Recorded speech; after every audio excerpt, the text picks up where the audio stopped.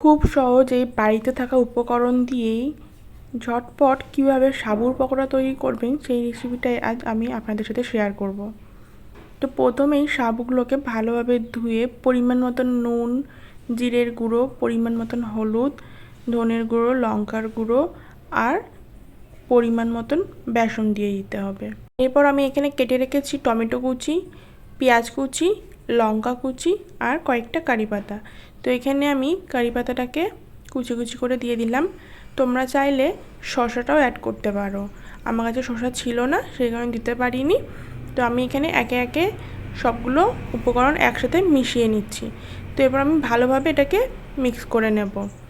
তো দেখো আমার এখানে মিক্স করা হয়ে গেছে।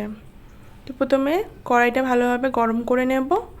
তারপর কড়াই গরম হয়ে গেলে এর মধ্যে দিয়ে দেব রিফাইন অয়েল।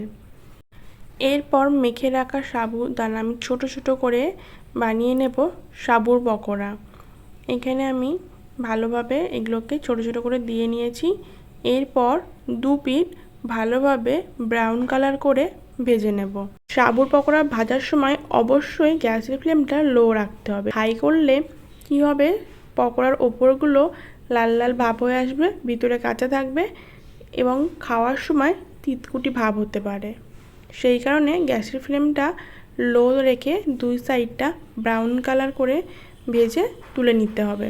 এখানে দেখতে পাচ্ছ ব্রাউন কালার হয়ে এসছে, আমি একে একে সব তুলে নিচ্ছি। এরপর আরও যে ব্যাটারটি আছে সেগুলো দিয়ে আমি এইভাবে আরও ছোট ছোট সাবুর পকোড়া বানিয়ে নিই। এইভাবেই বাড়িতে থাকা উপকরণ দিয়ে চটজলদি বানিয়ে নেবেন সাবুর পকোড়া, খেতে ভালোই লাগবে। অনেকেই নিরামিষ খেতে পছন্দ করেন, নিরামিষ পকোড়া বানাতে গেলে পেঁয়াজটাকে অ্যাভয়েড করবেন। তো কেমন লাগলো অবশ্যই কমেন্টে জানিও, ভালো লাগলে লাইক শেয়ার কমেন্ট করতে ভুলবেন না। আমার চ্যানেলটিকে সাবস্ক্রাইব করবেন। দেখা হচ্ছে নেক্সট